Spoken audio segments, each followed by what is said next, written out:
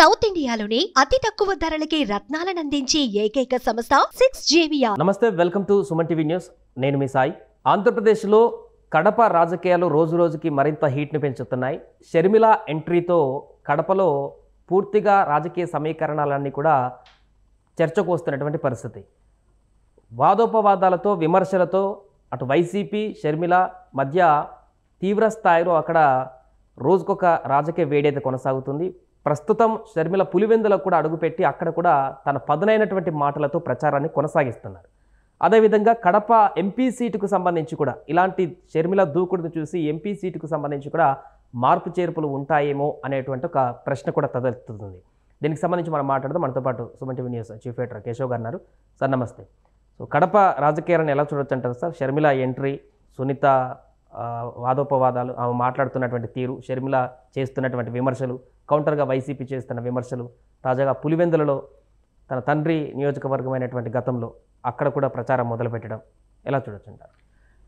కడపలో ఒక రకంగా వన్ సైడ్ ఉంటుంది అనుకున్నారు అందరూ కూడా. వైఎస్ఆర్సీపీకి వైఎస్ ఫ్యామిలీకి ఉన్నటువంటి పట్టు ఇవన్నీ దృష్టిలో పెట్టుకొని చూస్తే అది వన్ సైడ్ ఉండొచ్చు. తెలుగుదేశం అంటే విపక్ష కూటమి అంత బలంగా అక్కడ పోటీని ఇవ్వలేకపోవచ్చు అనేటువంటి అభిప్రాయం ఉండేది మొన్నటి వరకు.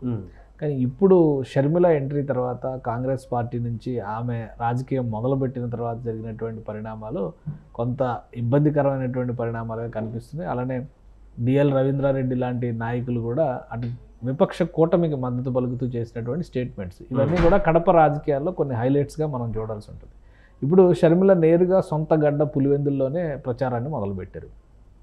పులివెందుల్లో ఒకవైపు హంతకుడు, మరొక వైపు రాజశేఖర రెడ్డి బిడ్డనైన నేను, మీరు ఎవరినో డిసైడ్ చేయండి అంటున్నారు. ఇది ఖచ్చితంగా అధికార పార్టీని ఇబ్బంది పెట్టేటువంటి స్టేట్మెంటు. ఇద్దరు అక్కా చెల్లెళ్ళు ఇద్దరు కూడా, అంటే సునీత అలానే షర్మిల ఇద్దరు కూడా ఒకే వేదిక పైన ఆ రథం పైన వెళుతూ ప్రతి ఊరు వెళుతున్నారు. రాజశేఖర రెడ్డి గారికి, వివేకానంద రెడ్డి గారికి అక్కడ ఉన్నటువంటి నియోజకవర్గాలు, ఇటు జమ్మలమడుగు కావచ్చు, అలానే వేంపల్లి కావచ్చు, ఈ నియోజకవర్గాలన్నింటిలో కూడా ఆ ప్రాంతాలు, ఆ ఊళ్ళన్నింటిలో కూడా ఇంటింటికి వెళ్ళి చెప్పేటువంటి ప్రయత్నం చేస్తున్నారు. కాబట్టి ఒక టఫ్ సిచ్యుయేషన్ కింద మనం చూడాల్సి ఉంటుంది. ఏం జరిగింది అనేది కడప ప్రజలందరికీ తెలుసని జగన్మోహన్ రెడ్డి గారే చెప్పారు. కాబట్టి కడప ప్రజలు ఏం జడ్జిమెంట్ ఇస్తారనే ఆసక్తి కూడా ఇప్పుడు తెలుగు రాష్ట్రాల్లో, రెండు తెలుగు రాష్ట్రాల్లో కూడా ఆసక్తి రేకెత్తేటువంటి అవకాశం కడప రాజకీయం నుంచి వస్తున్నటువంటి ఫీలర్స్ నుంచి మనం అర్థం చేసుకోవాల్సి ఉంటుంది. ఇలాంటి పరిస్థితుల్లో సీఎం జగన్ కూడా కడప ఎంపీ స్థానానికి సంబంధించి కొంత సమాలోచనలు చేస్తున్నారు అనేటువంటి ఒక వార్త వినిపిస్తుంది. అవినాష్ పైన షర్మిల నేరుగా చేస్తున్నటువంటి ఈ యొక్క ఆరోపణలతో కొంత నష్టం జరిగేటువంటి అవకాశం ఉందనేటువంటిది దాన్ని భావించి స్థానం మారుస్తారా? అలాంటి ఆప్షన్ ఏమైనా ఉందా? అంటే ఒకటి, జగన్మోహన్ రెడ్డి గారి ఆలోచన విధానానికి కొంతమంది ఇస్తున్నటువంటి నిర్వచనం ఏంటంటే ఆయన వెనక్కి తీసుకోరు, మార్చరు, మడమ తిప్పరు. ఇవన్నీ చాలా యూటర్న్లు జరిగినాయి ఈ 5 ఏళ్ల కాలంలో. చాలా నిర్ణయాల్లో ఒక అడుగు వెనక్కి వేయడం అంటే అదేం పెద్ద నేరం కాదు. అది వేసిన తర్వాత ఊబున్నా కానీ పడతామంటే ఇక అది కర్మ అనుకుంటారు. అంటే ఇప్పుడు ఇక్కడ ఉన్నటువంటి పరిస్థితుల్లో ఏంటంటే ఈ ఇష్యూ పార్టీ పరంగా, కుటుంబ ప్రతిష్ట పరంగా కూడా కొంత ఇబ్బందికరమైనటువంటి ఇష్యూ. ప్లస్ షర్మిల మాట్లాడుతున్నటువంటి మాట, నిన్న మొన్నటి వరకు వాళ్ళ కుటుంబంలోనే వాళ్ళతోనే కలిసి ఉన్నటువంటి వ్యక్తి ఈరోజు మాట్లాడుతూ ఈ సీటు వల్లనే జరిగిందనేది సర్టిఫై చేస్తున్నట్టు లెక్క. కాబట్టి దాన్ని దిద్దుకునేటువంటి ప్రయత్నం రాజశేఖర రెడ్డి గారు టైంలో గతంలో జరిగినటువంటి మిస్టేక్స్ ఆయన ఎట్లా తిప్పుకున్నారో ఇప్పుడు జగన్మోహన్ రెడ్డి గారు కూడా అలా చేసుకునేటువంటి అవకాశం ఉంటుంది. ప్లస్ ఏదో అభ్యర్థిని మార్చాలనే దాని మీద కూడా ఒక డిస్కషన్ అనేది. ఇది ఒకటే కాదు, ఒక 10-15 అసెంబ్లీ సీట్లలో అభ్యర్థులు మార్చాల్సినటువంటి అవసరం ఉంది అనేటువంటి అభిప్రాయానికి జగన్మోహన్ రెడ్డి గారు వచ్చారు. ఇప్పుడు జగన్మోహన్ రెడ్డి గారే లాస్ట్ టైం గెలిచిన 151 మందిని ఆయనే సెలెక్ట్ చేశారు కదా, గెలిచారని ప్రూవ్ అయింది కదా. మళ్ళీ ఎందుకు ఒక 70 మందిని అటు ఇటుగా మార్చాల్సి వచ్చింది? అసలు 32 మందికి అసలు టికెట్లే ఇవ్వకుండా పక్కన ఎందుకు పెట్టాల్సి వచ్చింది? కాబట్టి గెలుపు ఈక్వేషన్స్ చూసేటువంటి క్రమంలో పార్టీకి వచ్చేటువంటి మైలేజ్ అవతల పక్షానికి అడ్వాంటేజ్ రాకుండా ఉండాలంటే కూడా కొన్ని వ్యూహాలు తీసుకోవాల్సి ఉంటుంది. ఆ క్రమంలోనే ఇప్పుడు అభిషేక్ రెడ్డి పేరు ప్రస్తావనకు వస్తుంది. అభిషేక్ రెడ్డి ఏం కొత్త వ్యక్తి కాదు. అసలు లాస్ట్ టైం అవినాష్ రెడ్డిని అరెస్ట్ చేస్తారనేటువంటి చర్చ వచ్చినప్పుడే అభిషేక్ రెడ్డి రాజకీయంగా రంగప్రవేశం చేశారు. ఆయన వైద్య వృత్తిలో ఉండి విశాఖలో డాక్టర్గా ప్రాక్టీస్ చేసుకుంటూ ఆర్థోపెడిక్స్ సర్జన్ ఆయన. సో అక్కడ ఆయన పనిలో ఆయన బిజీగా ఉన్నాడు. వైఎస్ఆర్ ఫ్యామిలీకి సంబంధించినటువంటి వ్యక్తే. ఈ అవినాష్ రెడ్డి తండ్రి గారికి అన్నగారి కుమారుడు అంటే అవినాష్ రెడ్డికి కూడా కొడుకు వరుస అవుతాడు. సో అతన్ని తీసుకొచ్చి పెట్టాలని అప్పటికే డిస్కషన్ జరిగింది. ఆయన పులివెందుల నియోజకవర్గ ఇన్ఛార్జిగా పెట్టాలి, ఎందుకంటే జగన్మోహన్ రెడ్డి గారు ముఖ్యమంత్రిగా రాష్ట్ర వ్యాప్తంగా తిరిగేటువంటి అవకాశం ఉంటుంది. అలాగే రాజధానిలో ఎక్కువ పనులు ఉండేటువంటి పరిస్థితుల్లో ఉంటారు కాబట్టి నియోజకవర్గంలో అందుబాటులో ఆయన్ని పెట్టాలనేటువంటి చర్చ ఇప్పుడు కాదు, ఒక ఏడాదిన్నర క్రితమే జరిగింది.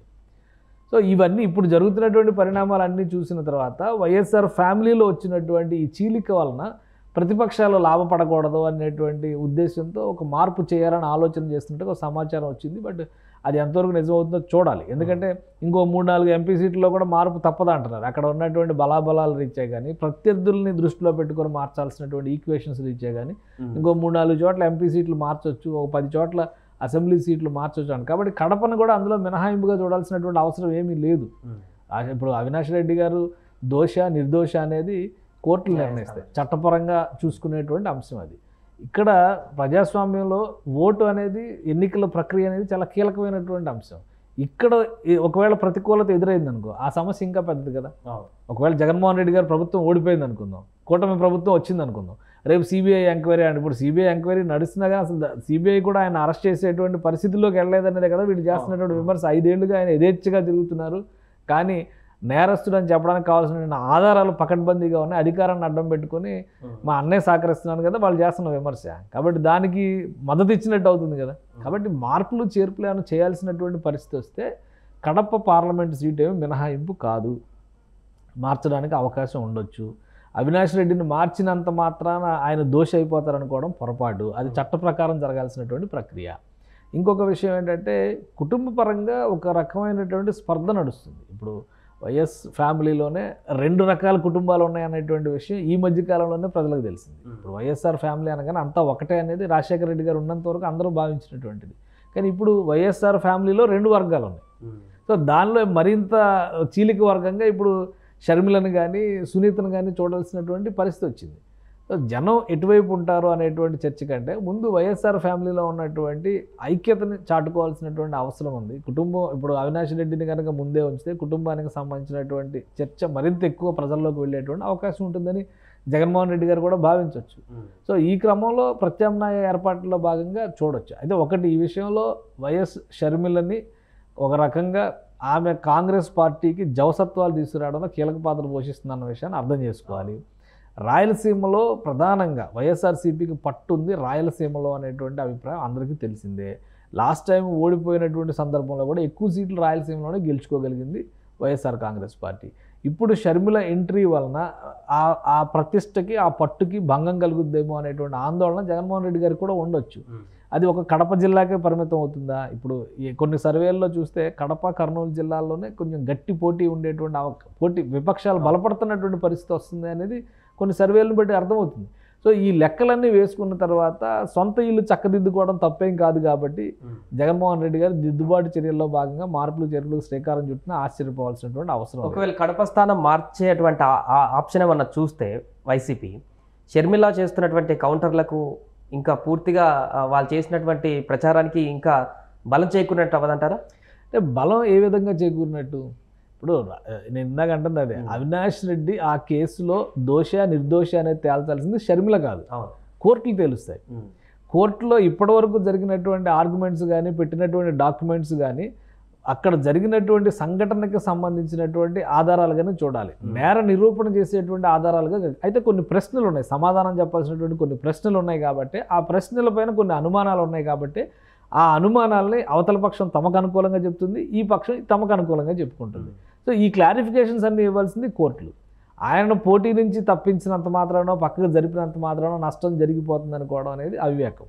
అయితే షర్మిల రైజ్ చేస్తున్నటువంటి అంశాలు ఎందుకని చర్చకి ఎక్కువ ఆస్కారం కల్పిస్తున్నాయంటే ఆమె సొంత అదే జగన్మోహన్ రెడ్డి గారిని అధికారంలోకి తీసుకురావడానికి కీలక పాత్ర పోషించినటువంటి వ్యక్తి.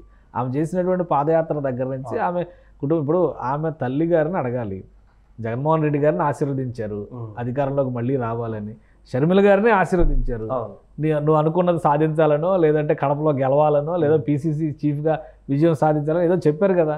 సో అంటే ఆమెకు తెలియదా?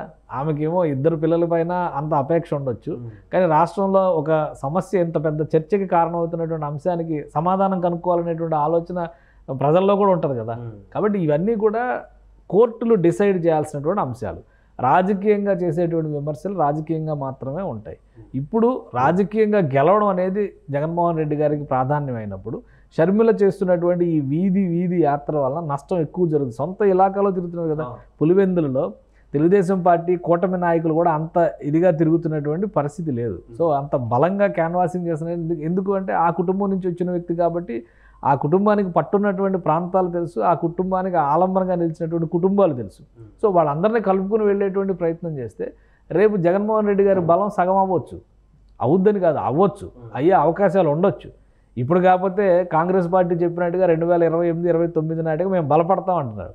సో అప్పుడు మరొక ప్రత్యామ్నాయంగా షర్మిల కనిపించవచ్చు కదా. సో ఈ సమస్యలన్నీ ఇచ్చేటువంటి అవకాశం లేకుండా ఉండాలంటే పరిష్కార మార్గమో ప్రత్యామ్నాయ మార్గమో జగన్మోహన్ రెడ్డి కూడా అనుసరించాల్సినటువంటి పరిస్థితి ఉంటుంది. ఆ విధంగా ఒక ఆలోచన చేసే అవకాశం ఉండొచ్చు. అది జరిగితే రాజకీయాల్లో ఏదైనా జరగదు. రాజకీయాల్లో ఇది జరగదని అనడానికి లేదు కదా. మొన్నటి వరకు తిట్టుకున్న వాళ్ళు కూడా కలిసి పనిచేస్తున్నారు కదా. సో ఆ విధంగా చూస్తే రాజకీయంగానే చూడాలి. ఆ క్రమంలో షర్మిల చేస్తున్నటువంటి పోరాటం కాంగ్రెస్ పార్టీకి ఊపిరినిస్తుందా, వైఎస్ఆర్ కుటుంబాన్ని చీలిక దిశగా నడిపిస్తుందా? ఇది ప్రజల ముందర ఉన్నటువంటి ప్రశ్న. ఒకవేళ కడప పార్లమెంటు స్థానంలో షర్మిల నిలబడితే ఎవరికి ఓటు వేయాలనుకునేటువంటి క్రమంలో ఈ ఆరోపణలు వీటన్నిటి నేపథ్యంలో అవినాష్ కంటే షర్మిల వైపు ఎక్కువ మొగ్గు చూపిస్తే ఆ ఓటమి ఇంకా ఘోరమైన పరాభవం కదా ఒకవేళ షర్మిల గెలిస్తే. సో అవన్నీ అవకాశాలు ఇవ్వకూడదు అనుకుంటే ప్రత్యామ్నాయాలు ఆలోచించవచ్చు, తప్పులేదు కదా. ఆలోచించడమే నేరం అనుకుంటే అది నేరం. Right sir. సో మొత్తానికి అది కడపలో ప్రస్తుతం షర్మిల ఎంట్రీ తోటి అక్కడ రాజకీయం కూడా రోజు రోజుకు మరింత హీట్ని పెంచుతుంది. నేరుగా పులివెందుల నియోజకవర్గంలోనే అక్కడ ప్రచారం చేస్తూ షర్మిల తన యొక్క ప్రచార క్యాంపెయిన్ని విస్తృతం చేస్తున్నారు. అలాగే కడప ఎంపీ స్థానానికి సంబంధించి కూడా షర్మిల దూకుడికి పూర్తి స్థాయిలో దానికి సంబంధించినటువంటి వ్యూహాలు రచిస్తూ వైసీపీ అధిష్టానం కూడా ముందడుగు వేయబోతున్నట్టుగా కనపడుతుంది. సుమన్ టీవీలో మీ పర్సనల్ అండ్ బిజినెస్ ప్రమోషన్స్ కోసం కింది నెంబర్కి కాంటాక్ట్ చేయండి.